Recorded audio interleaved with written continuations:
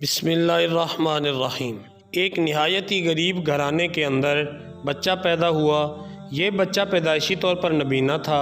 ماں باپ نے بچے کی اچھی طرح سے پرورش کی اور اسے حافظ قرآن بنا دیا۔ دن گزرتے گئے، لڑکا بھی دن بدن بڑا ہوتا گیا۔ ایک دن اس لڑکے کے دل میں خواہش پیدا ہوئی کہ میں بھی شادی کروں۔ اس نے اپنے باپ کے پاس جا کر کہا، ابو جان میں شادی کرنا چاہتا ہوں، مہربانی کر کے آپ میری شادی کر دیں۔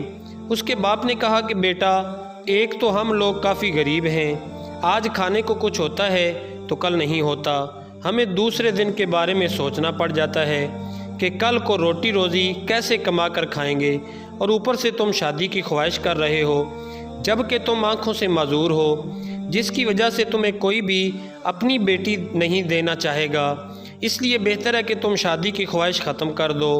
جب اس نے باپ کی یہ بات سنی تو دل ہی دل میں مایوس ہونے لگا اور سوچنے لگا کہ باپ کی بات تو ویسے ٹھیک ہے، میں آنکھوں سے نبینہ ہوں، مجھے کون اپنی بیٹی دینا چاہے گا، پر انسانی خواہش چیز ہی ایسی ہے۔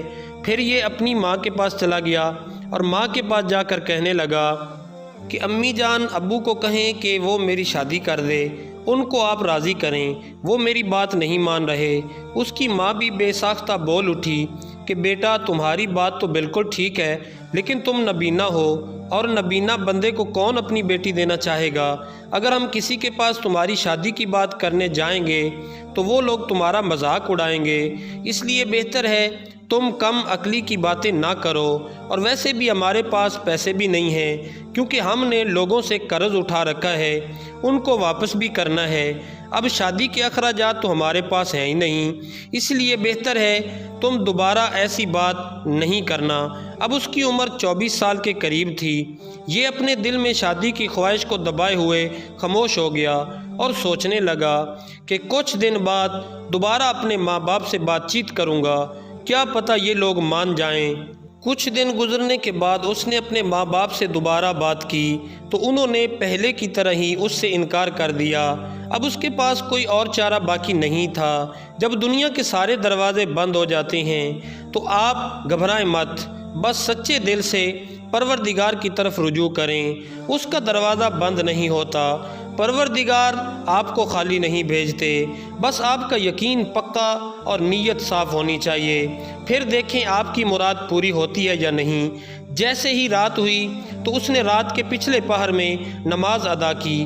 نماز ادا کرنے کے بعد اس نے دعا کے لیے ہاتھ اٹھائے اور اٹھا کر کہنے لگا کہ اے پروردگار، لوگ کہتے ہیں کہ میں نبینہ ہوں، مجھے نبینہ بھی تو آپ نے بنایا ہے، لوگ کہتے ہیں کہ میں غریب ہوں، مجھے غریب بھی تو آپ نے بنایا ہے، لوگ کہتے ہیں کہ میں شادی کے قابل نہیں ہوں، اس قابل بھی تو مجھے آپ نے بنایا ہے، لوگ کہتے ہیں تم بدصورت ہو، الہی بدصورت بھی تو مجھے آپ نے بنایا ہے، میں جیسا بھی ہوں کیسا بھی ہوں یہ سب کچھ آپ کی عنایت ہے، میں آپ ہی کا بندہ ہوں، میرا آپ کے سوا اور کوئی نہیں ہے، اب آپ ہی میری فریاد سنیں، میں بھی دوسرے لوگوں کی طرح شادی کا ارادہ رکھتا ہوں، باپ نے میری شادی کرانے سے انکار کر دیا ہے کیونکہ وہ لوگ عاجز ہیں، ان کے پاس ویسے بھی میری شادی کرانے کے لیے پیسے اور وسائل بھی نہیں ہیں، میرے پروردگار آپ تو عاجز نہیں ہیں، آپ کے آگے تو کوئی بھی دیر نہیں ہے، مہربانی کر کے آپ میری شادی کا انتظام کر دیں۔ اسی دوران اس لڑکے کی روتے روتے آنکھ لگ گئی اور یہ سو گیا۔ سونے کے بعد اسے خواب آیا۔ خواب کے اندر اس نے دیکھا کہ یہ ایک تپتی جگہ پر کھڑا ہے اور آسمان سے اڑتا ہوا ایک خیمہ آ کر اسے ڈھانپ لیتا ہے۔ خیمے کے ڈھانپنے کی وجہ سے اسے ٹھنڈک اور آسودگی ہونے لگ جاتی ہے۔ اسی دوران اس کی آنکھ کھل جاتی ہے اور یہ خوش ہونے لگ جاتا ہے۔ صبح سویرے ہوتے ہی یہ عالم صاحب کے پاس چلا آتا ہے تاکہ عالم صاحب سے اپنے خواب کی تعبیر کروا سکے۔ یہ عالم صاحب کو اپنا خواب بیان کرتا ہے۔ عالم صاحب اس کا خواب سننے کے بعد اس سے فرماتے ہیں کہ کیا تم شادی شدہ ہو؟ یہ کہتا ہے کہ نہیں، میں شادی شدہ نہیں ہوں۔ پھر عالم صاحب اس سے پوچھتے ہیں کہ کیا تم نے رات گڑ گڑا کے دعا مانگی تھی؟ اس نے جواب دیا کہ ہاں، میں نے رات روتے روتے دعا مانگی تھی۔ عالم صاحب اس سے پوچھتے ہیں کہ تم نے شادی کیوں نہیں کی؟ پھر یہ اپنی حالت کے بارے میں بتاتا ہے کہ کوئی بھی مجھے اپنا رشتہ دینے کو تیار نہیں ہے کیونکہ میں نبینہ ہوں، اسی وجہ سے کون مجھے اپنی بیٹی دے گا، اور نبینہ ہونے کے ساتھ ساتھ میں کافی غریب ہوں۔ پھر عالم صاحب اس سے فرمانے لگتے ہیں کہ اب ایسا نہیں ہوگا، تمہارے لیے دروازے کھل چکے ہیں، تم اپنے خاندان بھر کی اچھی خوبیوں والی لڑکی کا رشتہ بھی مانگو گے تو وہ تمہیں مل جائے گا۔ جاؤ اب جا کر تم اپنے ماں باپ کو جس کے پاس بھی لڑکی کا رشتہ مانگنے کے لیے بھیجو گے تو تمہارا رشتہ ہو جائے گا۔ یہ اسی وقت عالم صاحب کی جگہ سے اٹھا اور اٹھ کر اپنے گھر آ گیا۔ یہاں پر آ کر اس نے اپنے ماں باپ کو بتایا کہ فلاں جگہ پر آپ میرے رشتے کے لیے جا کر بات کریں۔ ماں باپ نے اس کی بات سن کر اس کا مذاق اڑایا اور کہنے لگے کہ ہم نے تمہیں پہلے بھی کہا تھا کہ تمہیں کوئی بھی اپنی بیٹی نہیں دے گا اور نہ ہی تم ہماری عزت کا جنازہ نکالو، اس سے بہتر ہے تم خاموش ہو جاؤ۔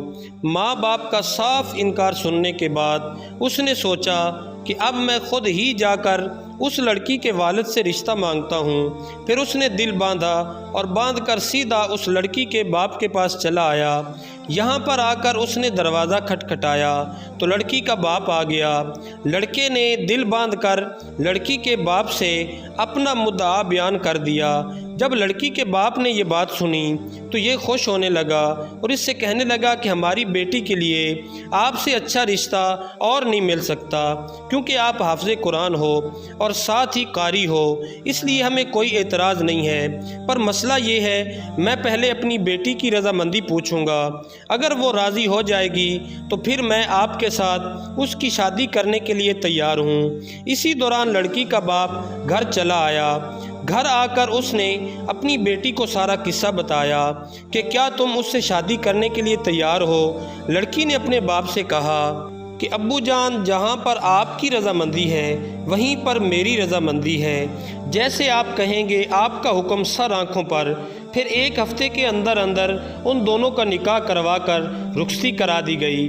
ماں باپ نے اپنے بیٹے سے پوچھا کہ آخر بیٹا تم نے ایسا کیا کام کیا تھا کہ جو تمہارا رشتہ اتنے اچھے خاندان میں ہو گیا؟ اس نے جواب دیا کہ آپ لوگ تو میرا مذاق اڑا رہے تھے اور کہتے تھے کہ تم نبینہ ہو، تمہیں کوئی بھی اپنی بیٹی نہیں دے گا۔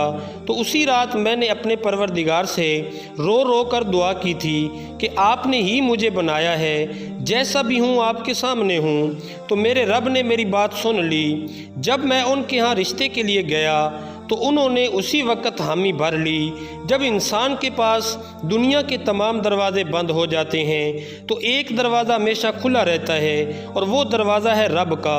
اگر آپ رب کی طرف رجوع کرتے ہیں تو کامیابی پا جاتے ہیں، اگر آپ دنیا کے اندر دنیاوی دروازے ڈھونڈتے رہتے ہیں تو پھر آپ دنیا کے ہی ہو کر رہ جاتے ہیں۔ اس لیے بہتر ہے کہ اللہ تعالیٰ کی طرف رجوع کریں، اور وہی ذات ہے جو آپ کا بھلا کر سکتی ہے، اور کوئی ایسا نہیں ہے جو آپ کا بھلا کر سکے۔ وہی ذات ہے جو آپ کو مشکل سے نکال کر آسانی کی طرف لے جاتی ہے۔ بلا شک ہر مشکل کے بعد آسانی ہے۔